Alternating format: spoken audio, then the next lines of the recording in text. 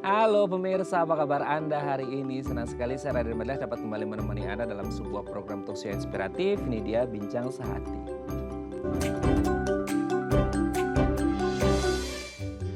Pasti Anda sering mendengar istilah penyakit mata malas ya. Ini adalah di mana salah satu mata Anda ini mengalami penurunan kualitas penglihatannya gara-gara ya simpelnya atau sederhananya adalah koordinasi antara mata dan otak itu ada gangguan seperti itu ya. Jadi salah satu matanya mengalami gangguan penglihatan atau sering disebut dengan mata malas. Nah biasanya ini kerap terjadi pada anak-anak. Lalu gimana cara mengatasi mata malas ini? Sementara kalau ngomongin tentang anak-anak, mereka harus belajar, bersosialisasi demi masa depan yang cerah. Nah inilah topik yang akan kita bahas hari ini, mencegah mata malas pada anak. Namun sebelum kita membahasnya, kita mau bahas terlebih dahulu nih pemirsa, beberapa mitos fakta seputar mata ya. Kita lihat yang pertama. Tidak boleh membaca sambil tidur ya, selain sambil tidur nggak boleh makan karena kesedak gitu ya. Kalau tidur gitu ya, lagi rebahan gitu ya, itu juga nggak boleh membaca. Kenapa? Karena sering banget ya kita dengar jangan baca sambil tiduran. Kenapa? Karena ini bisa membuat mata kita rusak seperti itu ya. Apakah baca dari buku seperti di gambar gitu ya, atau baca dari gawai kita, dari handphone, dari laptop segala macam. Karena katanya mata itu jadi kayak agak lebih ekstra gitu ya kerjanya untuk melihat ketika kita sedang rebahan atau lagi tiduran. Nah, apakah mitos ini benar adanya atau tidak gitu ya, ini fakta atau mitos, nanti akan kita bahas ya karena kan udah banyak banget orang yang ngomong demikian. Oke, kita lanjut yang kedua pemirsa. Memakai kacamata membuat ketergantungan. Ya, sekarang ini siapa dari Anda yang setiap hari pakai kacamata atau gini, untuk beberapa aktivitas atau kegiatan khusus yang membutuhkan fokus lebih detail gitu ya, pasti ada yang pakai kacamata gitu ya. Jadi nggak selalu pakai kacamata ataupun yang selalu pakai kacamata. Jadi ketika once orang memutuskan untuk oke, aku akan ya nggak setiap saat sih, maksudnya untuk beberapa kegiatan aja gitu ya, aktivitas akan menggunakan kacamata. Tapi lama-lama akhirnya orang ini jadi keterusan, jadi ketergantungan, jadi addicted sama yang namanya kacamata. Pertanyaannya, apakah karena memang kondisi matanya yang tidak memungkinkan untuk tidak memakai kacamata lagi atau gara-gara udah terlalu nyaman ya, terlalu nyaman, terlalu ketergantungan sampai kacamata hingga akhirnya kayaknya nggak bisa deh lepas dari kacamata. Nah seterusnya akan pakai kacamata terus. Apakah sekali memutuskan memakai kacamata akan ketergantungan selama-lamanya menggunakan kacamata dan tidak bisa lepas dari kacamata? Nanti akan kita bahas ya. Oke, kita lanjut yang ketiga pemirsa. Pekerjaan berdetail kecil akan merusak mata para pengguna kacamata. Nah ini agak relate ya dengan poin yang sebelumnya. Pernah nggak ada ngeliatin orang ya, semisal apa ya, oh ya gini, tukang arloji jam gitu ya. Itu kan pasti aduh kecil banget ya. Bayangin itu si petugasnya ya, si tukang arlojinya kan, tukang jamnya harus ngeliat sesuatu yang sangat detail sekali. Bayangkan itu mesin tuh kecil banget gitu ya. Ini salah satu contoh aja pekerjaan dengan detail yang sangat tinggi seperti itu. Nah apakah akhirnya ketika orang melakukan pekerjaan dengan detail yang sangat tinggi ini akhirnya berkegantungan sama yang namanya kacamata dan akhirnya nggak bisa lepas dari kacamata, atau justru yang awalnya nggak pakai kacamata bisa berujung pada harus pakai kacamata? Nanti akan kita bahas ya, ini mitos atau fakta. Kita lanjut yang keempat pemirsa. Katarak hanya diderita oleh orang tua. Gini, Anda pasti kalau sering lihat gitu ya, atau Anda sendiri relawan gitu ya, di baksos-baksos yang ada operasi katarak seperti itu. Nah sering yang dilihat apa? Kok pasiennya orang tua semua ya gitu. Jadi banyak orang akhirnya beranggapan bahwa katarak hanya dialami oleh orang tua. Jadi yang muda-muda kayak kita ini gitu ya, kayak kita. Ini jadi banyak yang kayak nggak aware dengan yang namanya katarak seperti itu. Tapi apakah katarak hanya selalu dialami oleh orang tua? Atau sebenarnya banyak juga loh orang-orang muda, dewasa produktif yang juga mengalami katarak. Ini memang normal atau enggak ya di usia-usia produktif? Nanti akan kita bahas ya, ini hanya untuk orang tua atau anak-anak muda juga bisa. Ih serem banget ya. Oke, kita lanjut yang terakhir pemirsa, yang kelima. Kelainan mata plus presbiopia hanya diderita orang tua. Oh, ini kasihan ya, dari tadi kita ngomongin orang tua mulu gitu ya. Yang selalu di-blame bahwa mereka akan selalu bermasalah sama matanya. Oke sih, memang kalau namanya proses aging orang tua itu kan pasti ada proses degeneratif gitu ya. Nah kalau kelainan pada mata gitu ya, sehingga selalu diidentikan, aduh yang muda nggak bakalan deh gitu ya punya kelainan pada matanya, dan ini hanya akan terjadi pada orang tua. Nah apakah selalu kelainan kesehatan pada mata atau gangguan kesehatan mata ini hanya dialami oleh orang tua, atau sebenarnya anak-anak muda juga bisa mengalaminya? Oke, itu tadi beberapa mitos fakta seputar mata dan kami akan membahasnya saat lagi. Tetap bersama kami di Bincang Sehati.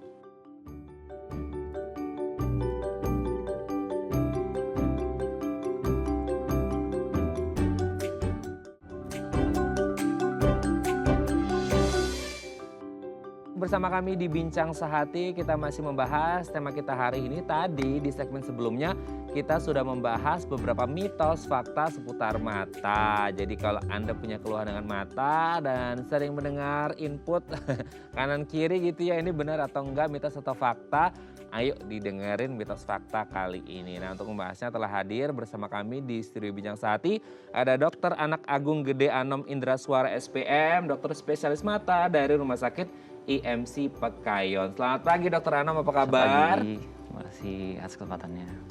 Sehat ya Dok ya? Sehat, Ya? terima kasih. Ini kalau kita ngomongin mata ya Dok ya, memang banyak banget ya. Maksudnya orang-orang ngomongin tentang mata, ini nggak tahu ini fakta atau mitos gitu ya. Kita akan bahas terlebih dahulu ya Dok ya, sebelum ngomongin mata malas gitu ya Dok. Yang pertama adalah, bener nggak sih Dok, katanya kita nggak boleh membaca sambil tiduran gitu kan? Sering ya, entah kalau dulu ini masih yang pakai buku, sekarang kan pakai gawai, pakai pad, pakai tab, pakai handphone segala macam. Nah itu sebenarnya fakta atau mitos sebenarnya?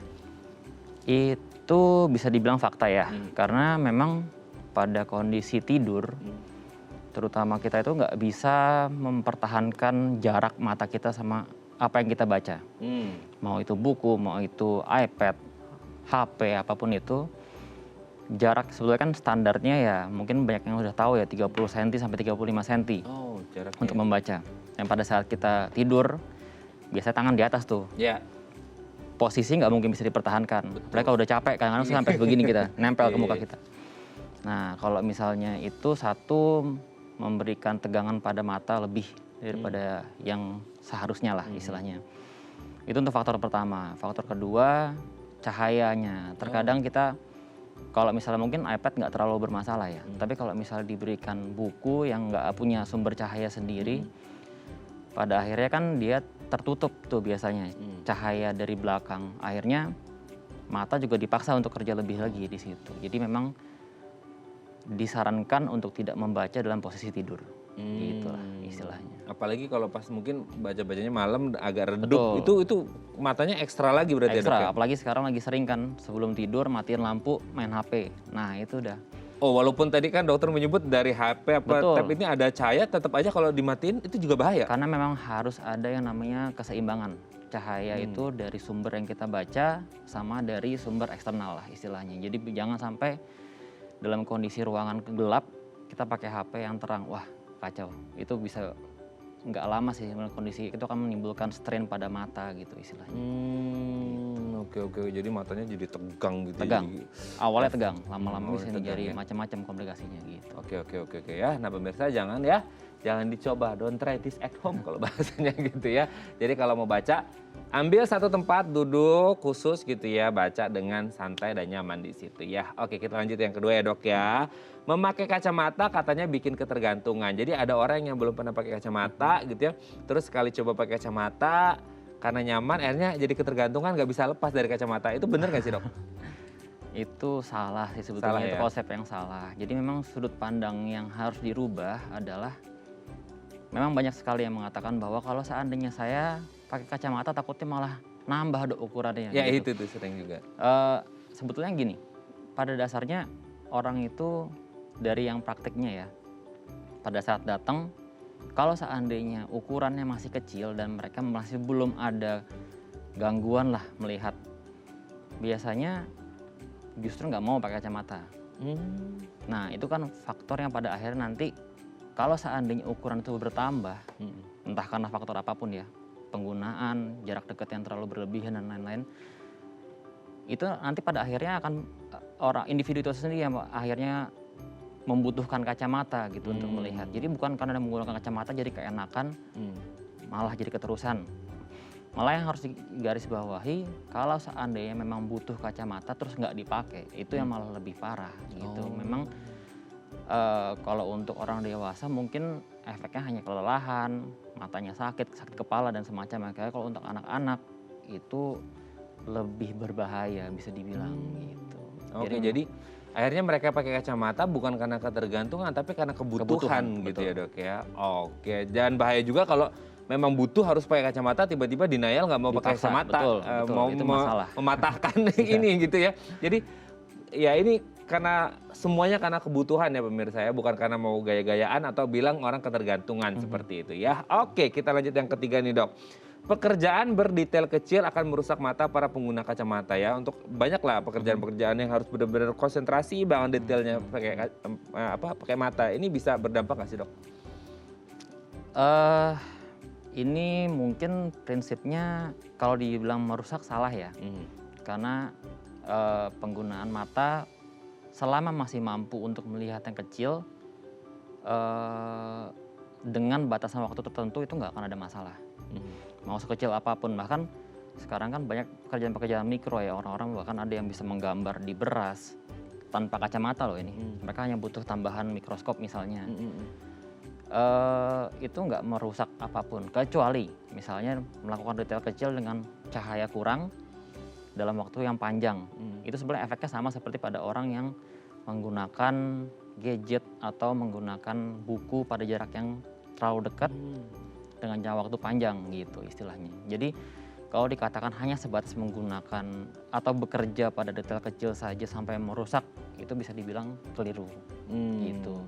Keliru ya. Tapi kalau misalnya dalam jangka waktu panjang terus menerus seperti itu tanpa melihat yang jauh, pada akhirnya itu akan menimbulkan strain juga di mata. Gitu. Oke ya. Jadi bisa menimbulkan strain juga ternyata ya. Oke Dok, kita lanjut yang keempat Dok. Katarak hanya diderita oleh orang tua. Nah ini lagi-lagi ya, ini kasihan ya orang tua ya Dok ya. Gitu. Tapi akhirnya banyak orang melihat bahwa kasus katarak terjadi pada orang tua. Tapi apakah memang katarak hanya menyerang orang tua atau bisa jadi usia-usia produktif juga bisa mengalami katarak nih Dok? Baik, kalau untuk ini, jadi sebenarnya katarak itu banyak tipenya. Kalau memang untuk katarak orang tua, pada individu yang sudah berumur 50 tahun ke atas, memang pada umumnya metabolisme, degenerasi semua akan mempengaruhi metabolisme di mata, di lensa lah.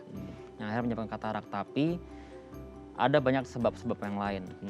Bahkan ada untuk penyebab yang pada anak bayi yang baru lahir pun sudah dengan katarak tuh bisa. Gitu. Jadi infeksi, terutama peradangan pada mata sama trauma, itu bisa menyembuhkan katarak. Kalau misalnya pada saat sekarang mungkin yang paling banyak itu pada usia produktif juga yang bekerja pada alat-alat berat atau semacamnya, ada trauma di mata, nggak lama setelahnya mungkin akan jadi katarak di matanya gitu istilahnya.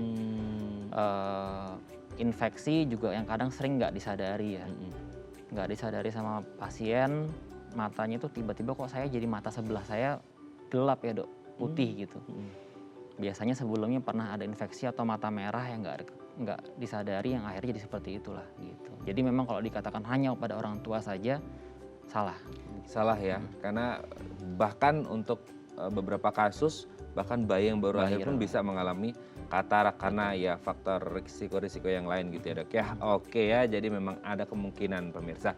Kita lanjut yang terakhir nih Dok. Kelainan mata plus presbiopia hanya diderita oleh orang tua. Ini lagi-lagi orang tua nih plus. Karena biasanya orang biasanya minus tiba-tiba plus gitu ya. Plus itu orang tua biasanya. Nah ini gimana nih Dok? Baik, ini mungkin sedikit ada harus dikoreksi dari tulisan ya yang tertulis di sini. Kalau hanya mengenai mata plus itu tidak hanya terkait pada orang tua. Tapi kalau dengan kalimat presbiopia, presbiopia itu adalah mata yang bermasalah dengan pada orang-orang memang usia yang sudah di atas 40 tahun. 40 tahun. Tapi ada kondisi yang namanya mata plus itu pada yang disebut dengan hipermetropia itu bisa terjadi pada anak-anak juga bisa. Dan itu memang keluhannya berbeda dengan presbiopia pada orang tua. Jadi kalau misalnya presbiopia pada orang tua itu lebih ke arah melihat dekat kesulitan. Akan lebih nyaman kalau sedikit dijauhkan. Oh, makanya misalnya. Iya, begini ya. betul. Kalau misalnya pada anak-anak justru dengan mata hipermetropia itu jauhnya mereka susah, dekatnya juga mereka susah. Oh. Itu bahkan bisa lebih bermasalah dibandingkan kalau yang kita sebut dengan mata minus atau miopia itu tadi. Gitu. Makanya itu lebih mengganggu sebetulnya. Jadi kalau misalnya dikatakan mata plus hanya untuk orang tua salah. Tapi kalau presbiopia memang itu masalah pada orang tua. Gitu istilahnya. Oke ya. Oke, sudah terjawab pemirsa ini beberapa mitos fakta seputar mata. Jadi kita sudah dapat insight baru ya tentang kesehatan mata kita. Next kita akan lanjut di segmen selanjutnya Dok ya, ngomongin tentang mata malas.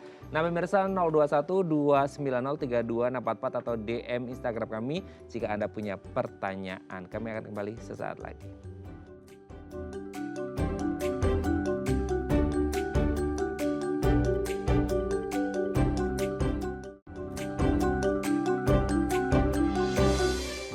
Baik, Anda masih bersama kami di Bincang Sehati. Kita masih membahas tema kita hari ini ya, bagaimana sih cara mencegah mata malas pada anak. Ini kan ya kalau ngomongin anak ya, mereka ini kan jadi ya agen perubahan lah untuk bangsa ya. Kalau mimpi besarnya seperti itu. Jangan sampai dari kecil ada masalah, terutama masalah mata. Nah kalau Anda punya pertanyaan seputar tema kita hari ini boleh di 021 290 3244 atau DM Instagram kami di @dafamily. Kita masih bersama dengan Dr. Anak Agung Gede Anom Indra Suara SPM, spesialis mata dari Rumah Sakit IMC Pekayon. Dok, kita lanjut lagi ya. Tadi kan udah ngomongin mitos fakta seputar mata. Nah boleh dijelasin dulu nggak sih sebelum kita bahas mata malas, kondisi mata yang sehat dari bayi yang baru lahir atau anak gitu ya, itu yang seperti apa sih dok? Baik, Mas Raden. Jadi gini, semua anak pada dasarnya begitu lahir, semuanya blur matanya sebetulnya. Oh blur? Semuanya. Jadi pada saat lahir, sampai 1 bulan pertama itu biasanya akan blur. Nah di situ juga ada kondisi-kondisi yang mungkin disadari orang tua posisi bola matanya rada berbeda. Misalnya kayak contoh seperti juling keluar atau juling ke dalam atau bagian ke tengah. Selama itu terjadi 6 bulan pertama itu bisa dibilang masih dalam batas wajar. Bahkan dalam menurut penelitian 67% lah, 67% tuh anak yang baru lahir posisinya keluar matanya. Gitu. Nah nanti perlahan-lahan setelah 1 bulan mereka akan mulai bisa ngelihat objek dikit. Tapi maksudnya 1 bulan pertama itu mereka hanya bisa ngelihat refleks aja udah bagus. Kayak ada sesuatu hal yang depan benda matanya, kedip mereka. Itu masih oke. Berlanjut mereka akan menjadi melihat cahaya. Cahaya itu yang awalnya hanya mereka aware ada cahaya sampai bisa mengikuti. Itu 2-3 bulan berkembang menjadi objek. Mereka mulai melihat objek. Itu mulai 3-6 bulan mereka udah bisa melihat objek. Nah harapannya pada saat 6 bulan itu sudah mulai fiksasi atau mulai bisa terikat sama satu objek udah mengikuti dengan baik. Makanya kalau misalnya yang sehat itu biasanya 2-3 bulan udah bisa mulai sadar ada orang tuanya gitu. Cuma mungkin mereka nggak mengikuti ya, hanya sebatas melihat di situ atau ke sini gitu. 6 bulan ada benda mereka udah mulai bisa mengikuti. Lewat 6 bulan itu 7-8 bulan itu mereka harusnya sudah mulai bisa koordinasi mata sama tangan. Jadi ada dikasih sesuatu mereka menggapai gitu istilahnya. Sampai berkembang terus sampai umur 1 tahun sudah mulai bagus. Nah biasanya untuk penglihatan optimal kita nyebutnya dalam skala fit ya 20/20 20/40 lah. Itu pada umur sebelum 5 tahun. Nah begitu umur 5 tahun ke atas itu seharusnya sudah hampir 70-80% dari penglihatan ketajamannya. Jangan sampai kurang daripada itu dalam skala kita penggunaan pemeriksaan namanya Snellen chart itu 2 di bawahnya. Nah itu yang sehat seperti itu istilahnya. Jadi sering kali yang ditakutkan orang tua tuh, dok posisi mata anak saya kok jauh ya dok keluar gitu. Betul. Ya selama masih sebelum umur 6 bulan itu masih oke lah. Masih oke ya, masih bisa ada kemungkinan Masih nanti ada kembali setelah ke 6 tengah. bulannya baru dilihat lagi gitu ya. Oke, nah itu kan kondisi mata yang sehat ya, standarnya seperti itu. Nah kalau mata malas gitu, itu yang seperti apa sih dok? Kan ini banyak juga kita sering dengar mata malas itu karena orangnya malas atau matanya malas itu gimana itu maksudnya? Secara umum sebetulnya gini, mata malas itu adalah kondisi di mana mata tidak dapat mencapai kemampuan melihat optimalnya walaupun sudah dibantu dengan alat bantu, kacamata dengan koreksi yang terbaik lah, istilahnya seperti itu. Jadi anggapannya misalnya setelah diperiksa umur 5 tahun, anak itu diketahui mata yang sebelah kanan dapat 100% dengan menggunakan -2 misalnya. Mata yang sebelah kiri sudah sampai -3, -4, kok masih cuma dapat 50% aja gitu. Nah itu sudah harus dicurigai ke arah mata malas gitu. Ya memang ketidakmampuan mata untuk melihat secara optimal itu bisa dikatakan mata malas sebetulnya. Oke. Nah penyebabnya sendiri apa dok untuk pada anak ini sendiri? Baik, jadi kalau untuk penyebabnya banyak. Jadi kalau misalnya umur, yang pertama umur.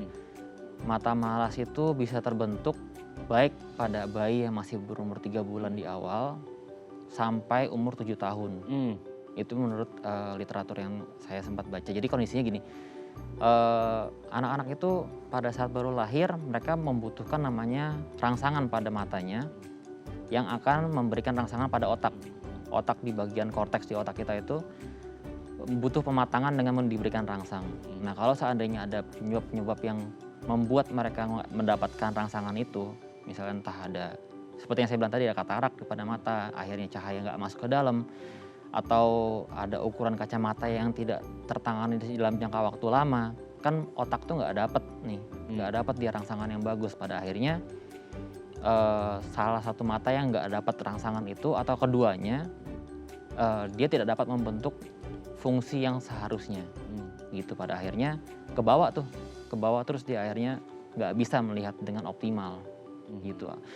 Dibilang mata malas karena ya itu tadi biasanya kejadian pada salah satu mata dengan salah satu matanya yang lebih baik gitu. Jadi itu mata yang lebih bagus yang dominan itu yang dipakai terus, akhirnya mata yang lebih jelek ditinggalkan gitu. Itu yang dia penyebabnya. Oke, tapi ada nggak dok selain faktor yang tadi disebutkan masalah kebiasaan ya, kan kita hidup itu sehat atau tidak sehat biasanya karena faktor kebiasaan gitu. Nah kalau untuk mata malas ini ada hubungan dengan kebiasaan tertentu nggak sih dok? Ada, bisa dibilang ada, karena memang kalau untuk jadi memang beberapa penelitian mengatakan ada banyak sekali faktor, terutama yang pertama kali mungkin ada namanya genetik, jadi membawa dari orang tua. Banyak dari orang tua, nggak cuma bentuk bola matanya aja, kebiasaannya. Misalnya mereka dari kecil melihat orang tua saya sering kok baca di tempat tidur. Mereka akan secara nggak sadar mengikuti kebiasaan orang tuanya itu tadi, membaca di tempat tidur. Atau saya sering kok melihat orang tua saya sampai seharian pakai HP, ya juga akan dibawa sama anaknya gitu pada akhirnya. Nah kebiasaan-kebiasaan itu tadi juga salah satu yang membuat menjadi faktor penyebab dari mata malas itu tadi. Gini, pada akhirnya semua kebiasaan itu akan memberikan strain pada mata yang dapat berakibat kurangnya rangsangan pada otak gitu. Kalau pada dasarnya anak itu sudah terlahir dengan kondisi sebetulnya nih membutuhkan bantuan pada matanya tapi terlambat diberikan, misalnya dia sudah 4,5 tahun sudah butuh kacamata misalnya tapi nggak dikasih, atau udah dikasih tapi kebiasaan saya lepas pasang karena anak-anak juga rada males ya make, entah mereka mikir jelek dikatain teman atau gimana, akhirnya kebiasaan itulah yang memberikan efek pada mata yang jadi mata malas itu tadi gitu. Jadi memang kalau bisa dibilang kebiasaan, memang yang paling besar adalah lifestyle atau kebiasaan sehari-hari gitu. Jadi kalau memang ya ini tadi yang menarik adalah poin terakhir dokter tadi ya, ketika anak pakai kacamata memang karena kebutuhan ya gitu. Jadi akhirnya karena mungkin diejek temennya lah atau anak malas pakainya lepas gitu ya, lepas pakai gitu, hingga akhirnya membuat mata yang harusnya dibantu jadi nggak kebantu dan akhirnya berdampak pada mata malas ini sendiri berarti ya. Oke, jadi koordinasi antara mata dan otaknya jadi terganggu juga gitu. Nah sebenarnya sampai bisa dibilang mata malas ini kan pasti butuh proses dong dok, tidak sehari 2 hari prosesnya hingga jadi mata malas seperti itu. Nah gejala-gejala awal yang tampak ini seperti apa yang akhirnya ini kayaknya akan menuju ke mata malas deh, supaya ini bisa dinotis ya sama orang tua ketika anaknya, oh kok gejalanya kayak yang disebutin dokter Anom nih, ini kayaknya mau ke mata malas, sehingga bisa diantisipasi jauh lebih awal gitu. Baik, jadi gini, kalau misalnya mata malas itu sendiri kan bisa seperti yang saya bilang tadi, bisa terjadi pada satu mata atau kedua mata. Tapi yang paling penting adalah anak itu akan merasa kesulitan pada saat melihat. Itu akan terlihat pada kebiasaan mereka yang pertama, misalnya melihat benda yang rada jauh, entah itu dengan nonton TV atau bagaimana, awalnya mereka hanya memicingkan mata begini. Itu tanda-tanda mereka sudah butuh bantuan kacamatanya. Atau selanjutnya mereka melihat gadget atau TV aja, mereka akan berusaha mendekatkan dirinya ke TV-nya. Itu tanda-tanda bahwa mereka memang sudah mulai buram. Karena memang kecenderungan pada anak-anak itu jarang mereka bisa mengeluh. Mereka akan menunjukkan dengan perilakunya mereka. Gitu. Nah, kalau sudah pada tahap salah satu mata yang lebih dominan, mereka akan lebih cenderung ada gerakan-gerakan tertentu yang seperti kepala dimiringkan pada saat melihat tinjau atau seperti menggelengkan, misalnya mendekatkan mata yang lebih jelas gitu misalnya istilahnya. Itu juga harus mulai diwaspadai tuh kondisi seperti itu. Terus juga masalah kalau misalnya mereka posisi mata. Jadi memang sebetulnya ada banyak sekali yang sudah orang tua itu menyadari ya bahwa kok anak saya sebetulnya posisi matanya kok cuma sebelah yang melihat. Tapi mereka nggak mau, mereka mendenial bahwa masih nggak apa-apa kok matanya, kok masih bisa ngelihat yang jauh. Padahal mereka sudah terlihat kesulitan dengan hanya salah satu mata aja gitu. Kondisi matanya yang sebelahnya sudah rada bisa dibilang juling ya, jauh ke depan. Itu sebelah ciri-ciri yang tanda-tanda yang harus diwaspadai. Oke. Nah, tadi dokter menyebut di awal ada anak kayak lihat TV atau lihat objek yang jauh gitu matanya di ngernyit gitu ya. Itu berarti sebenarnya ini kan menuju ke mata malas. Berarti sebenarnya ketika dia agak sulit itu kan mungkin diawali dari seperti mata minus juga nggak sih dok? Kayaknya kayak awalnya mungkin mata minus, tapi karena nggak dibantu dengan kacamata akhirnya jadi mata minus plus mata malas gitu nggak sih dok? Betul. Jadi memang gini. Tadi yang seperti saya sedikit sebutkan ya, kalau misalnya pada orang dewasa mungkin kacamata tuh hanya untuk lebih ke arah kenyamanan, kenyamanan dan mencegah biar nggak sakit kepala dan semacamnya. Nah tapi pada anak-anak usia pertumbuhan, kacamata tuh vital sekali. Itu kalau seandainya mereka memang awalnya hanya minus saja, syukur-syukur kalau memang kondisi minusnya itu kedua mata seimbang gitu. Kalau sudah salah satu mata yang lebih tinggi itu lebih berbahaya. Makanya jangan pernah menyepelekan bahwa kondisi baru segini aja kok, baru segitu aja kok. Saya masih bisa kok kayak anak saya yang lihat kayaknya gitu. Kalau sudah ada tanda-tanda bahwa kesulitan terutama pada anak-anak prasekolah ya. Kalau memang sudah di sekolah tuh biasanya lebih gampang karena gurunya lebih bisa menjelaskan ke orang tuanya, Pak, kayaknya anak bapak ini nggak bisa lagi ngeliat jauh gitu. Tapi kalau misalnya masih usia-usia sebelum sekolah itu yang kayaknya orang tuanya harus lebih aware lah, lebih melihat kondisi anaknya gitu. Ini memang tugas orang tua ya dok ya untuk boleh sih sibuk ya karena memang harus mencukupi kebutuhan keluarga tapi tetap juga kesehatan anaknya juga harus dijaga. Oke dok, nanti kita lanjut lagi ya ngobrolnya di segmen selanjutnya. Oke pemirsa, bagi Anda yang punya pertanyaan boleh ya di 021 290 3244 atau DM Instagram kami di @dafamily. Kami akan kembali sesaat lagi.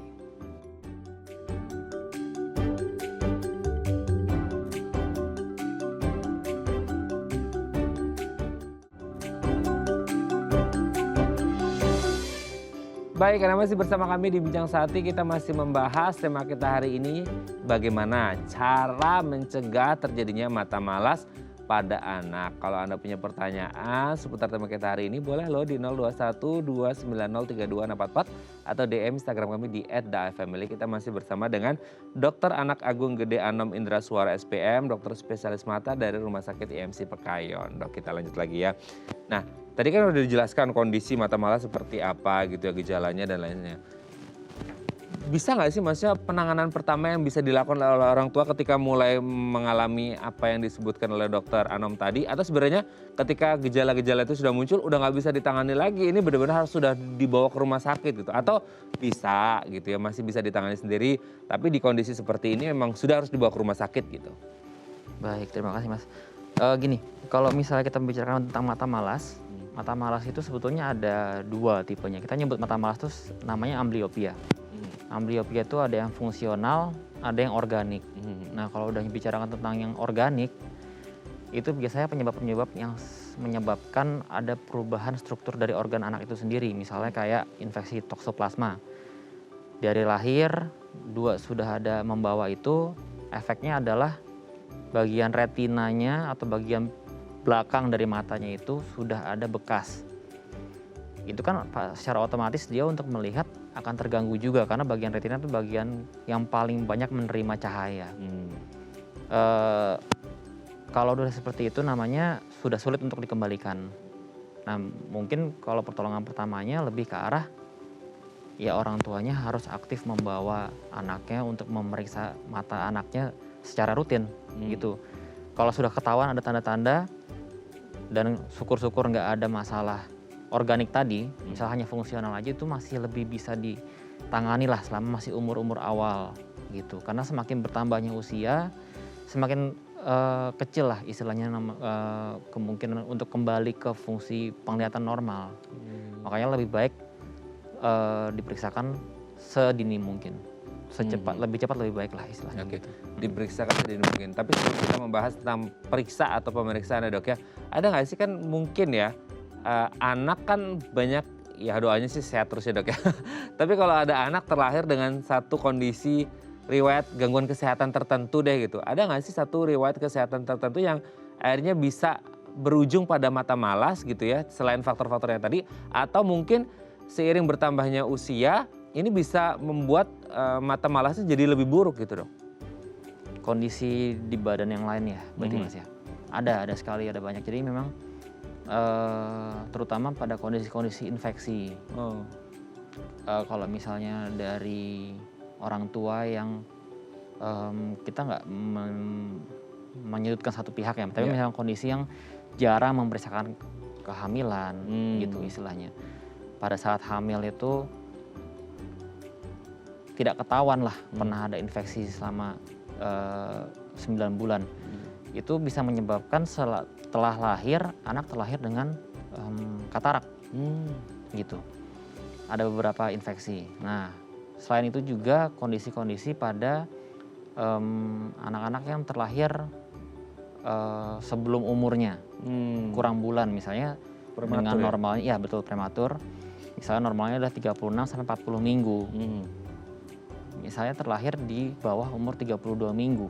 Itu ada resiko untuk terjadi kondisi namanya retina yang tidak matur atau tidak siap.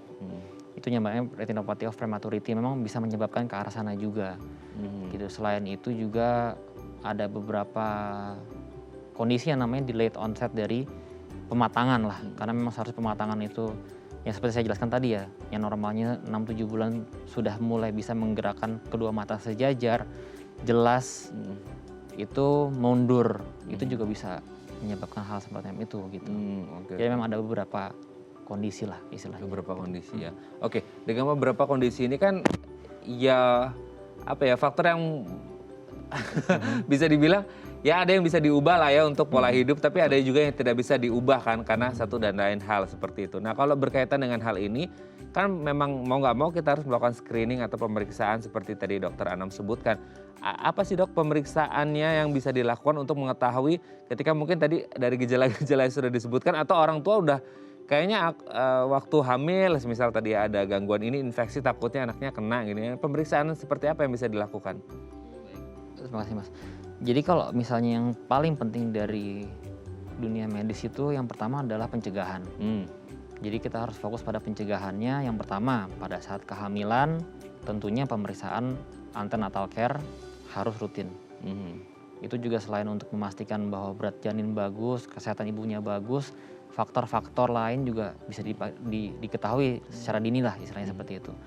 Nah selain itu juga kondisi-kondisi setelah lahir kan memang ada yang mungkin sekarang secara bersamaan lah ya, pemeriksaan posyandu dengan vaksin atau imunisasi. Nah mungkin ada beberapa yang rada skeptis dengan imunisasi, tapi setidaknya pemeriksaan posyandu ini dilakukan secara rutin itu bisa mengetahui lah kondisi anak yang misalnya memang ada kelainan pada mata dan bagian-bagian lain selain mata juga gitu. Kalau seandainya memang sulit, karena memang sekarang permasalahan dari penelitian itu paling sulit adalah ketidakmampuan atau kesulitan orang tua terhadap fasilitas kesehatan. Jadi memang sulit untuk membawa fasilitas kesehatan. Itu sebisa mungkin dari orang tuanya sendiri sih. Kalau memang sulit sekali mencapai ke fasilitas kesehatan itu berarti harus melihat anaknya, perkembangan anaknya day to day sampai tumbuh besar itu apakah kira-kira ada yang aneh atau tidak gitu. Terutama pada matanya. Orang tua itu dari A sampai Z-nya benar-benar perhatian gitu ya Dok ya. Oke Dok, sebelum kita lanjut, ini ada DM Instagram dari pemirsa Bincang Sehati, ada di layar. Dokter nggak usah nengok, nanti tengkleng Dok ya. Aku bacakan dulu dari Bu Natalia. Dok, anak saya umur 6 tahun, saya perhatikan matanya seperti agak juling ya. 6 tahun ya, agak juling. Apa karena dia suka main game ya? Apa bedanya mata juling dengan mata malas ya Dok ya? Gimana solusi terbaiknya? Terima kasih Bu Natalia nih Dok, gimana? Baik, terima kasih Mas. Ibu Natalia, terima kasih pertanyaannya. Jadi gini, mata juling itu merupakan bisa dibilang bagian dari mata malas. Jadi memang ada dua kemungkinan mata juling menyebabkan mata malas jika terjadi cepat dari awal. Karena mata juling itu kan banyak penyebabnya. Ada masalah motorik, ada masalah sensorik. Kalau seandainya dari awal, dari umur-umur dini itu sudah mulai ada juling, itu bisa menjadi ambliopia karena mata yang juling posisi stimulusnya itu stimul yang ke otak itu nggak sama kiri dan kanan gitu. Itu bisa menjadi penyebab ambliopia. Tapi kalau seandainya orang tua sadar kok kira-kira baru-baru ini ya julingnya, kemungkinan besar itu memang awalnya adalah mata yang sudah tidak jelas, dibiarkan menjadi mata malas sampai akhirnya terbentuk posisi yang juling itu tadi gitu. Kalau dikatakan gadget, memang saat ini ya susahnya memang kehidupan modern seperti sekarang rada nggak mungkin melepaskan dari gadget ya. Tapi harus disadari bahwa semua hal yang jaraknya dekat, nggak hanya gadget, buku, TV, ya TV termasuk gadget ya. Apapun itu, kalau jaraknya terlalu dekat dan dilakukan dalam jangka waktu yang terlalu lama, itu bisa menyebabkan gangguan pada mata anak gitu. Karena memang pada saat kita melihat yang dekat itu, lensa mata kita itu berakomodasi. Di situ ototnya kerja tuh semua Mas. Kerja, terus kerja sampai akhirnya bisa membuat kondisi dia menebal. Nah, kondisi yang menebal itulah yang akan membuat dia sulit untuk melihat yang jauh gitu. Akhirnya itu tadi jalurnya sama gitu. Oke, kalau bisa ya bijak ya sebagai orang tua ya Dok ya untuk memberikan gawai atau gadget ke anaknya supaya ya kan pasti pengen sehat ya. Semoga bisa menjawab pertanyaan Bu Natalia ya. Oke Dok, nah kalau untuk mata malas ini sendiri gitu, ini sebenarnya bisa diobati hingga sembuh total kembali ke awal tanpa ya kalau embel-embel dengan ada ya kasus-kasus yang memang dari lahir ya Dok ya, itu udah beda kasus gitu. Tapi misal lahirnya normal, terus kemudian karena pola hidup, kebiasaan, gawe dan lain sebagainya akhirnya menuju ke mata malas dan akhirnya diperiksakan, itu bisa diobati dan normal lagi nggak sih? Dan pengobatannya seperti apa gitu? Baik, terima kasih. Jadi memang kondisi yang ambliopia itu seperti yang saya bilang tadi, semakin cepat ditangani, semakin besar kemungkinan buat bisa kembali normal. Cuman memang mungkin di sini yang harus disadari itu definisi normalnya, karena memang ada beberapa orang tua yang berharap normalnya itu udah sana saya nggak pakai kacamata gitu.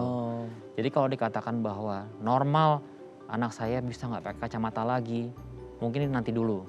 Tapi fokus kepada anak itu bisa melihat dengan kedua mata secara seimbang dengan bantuan kacamata, optimal lah gitu.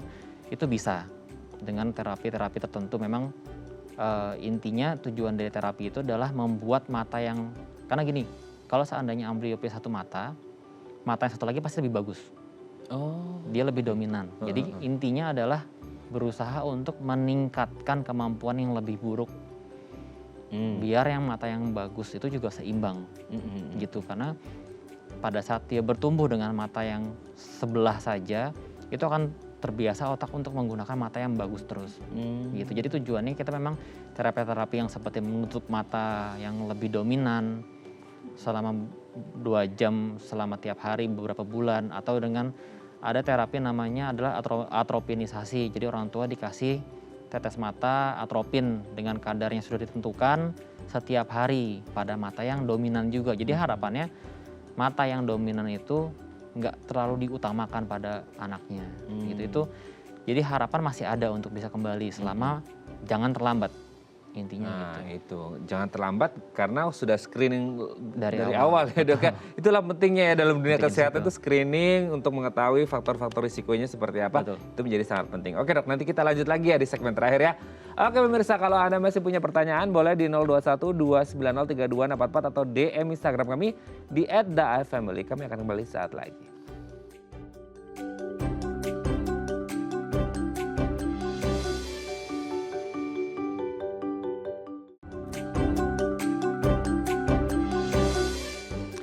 Baik, Anda masih bersama kami di Bincang Sehati. Kita masih bersama dengan Dr. Anom ya. Kita membahas seputar mata malas. Nah, di segmen terakhir ini kita akan membahas tips ya dok ya untuk meminimalkan deh risiko terjadi mata malas pada anak. Nah, ini dimulai dengan mendeteksi. Nah, ini dari awal juga kita mendeteksi dini gitu ya. Untuk mendeteksi apakah ada, apalagi kalau untuk orang tua yang punya faktor-faktor risiko. Kalau mendeteksi kan tadi di usia sampai 6 bulan tadi ya dok ya, dari lahir sampai 6 bulan kalau ada yang agak juling dikit ke dalam keluar itu masih yang normal. Tapi setelah 6 bulan baru ada pemeriksaan seperti itu. Tapi sebenarnya kalau pemeriksaan ini benar-benar sebelum 6 bulan ada kejadian seperti itu diperiksakan masih boleh nggak sih dok? Atau masih hasilnya belum bisa dikatakan valid karena belum lewat 6 bulan gitu? Boleh aja, boleh tetap yang namanya pemeriksaan tuh dari awal lahir pun sudah diperiksa biasanya. Tapi memang pemeriksaannya semakin berkembang, semakin bertambahnya umur, semakin banyak yang bisa kita periksa gitu.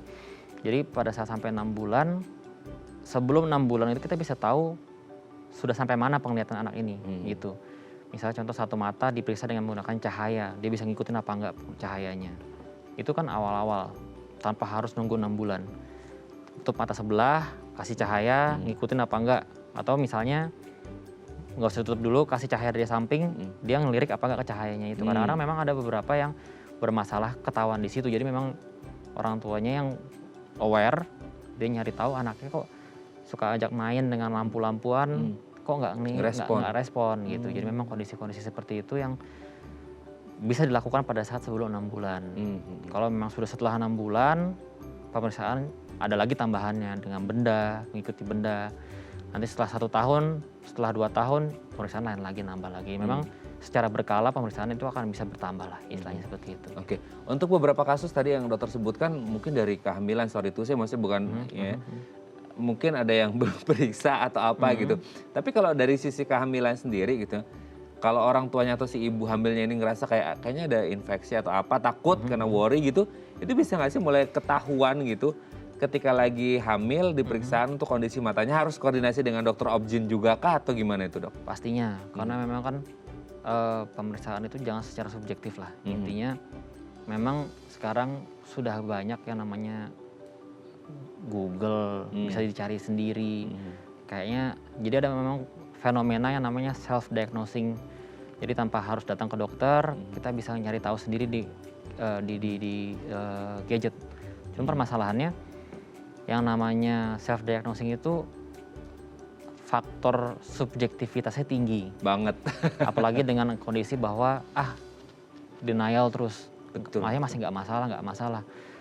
Jadi memang lebih baik pada saat memang kalau memang terlambat nggak apa-apa, masih bisa datang secepatnya ke dokter obgynnya biar bisa mengetahui kondisi pada saat itu gitu. Mencegah biar kalau seandainya sudah ada masalah tidak berlanjut gitu. Jadi kan memang koordinasi tetap harus dengan pihak terkait lah ya, istilahnya seperti itu. Tapi memang bisa kedetek ya dok ya, meskipun dalam proses kehamilan maksudnya Bisa. minimal berapa minggu kehamilan gitu bisa kedetek nggak sih? Saat ini memang tergantung pada umur kehamilan anaknya ya. Cuma memang saat ini sudah canggih sekali pemeriksaan yang saya tahu untuk masalah fase pertumbuhan pada anak itu sendiri.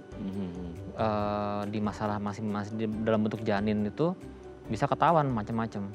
Pemeriksaannya memang tergantung beberapa center atau beberapa tempatnya, seberapa kemampuan dari rumah sakitnya beda-beda. Tapi saat ini sudah cukup bagus dan bisa ketahuan lah mendeteksi hal semacam itu. Gitu.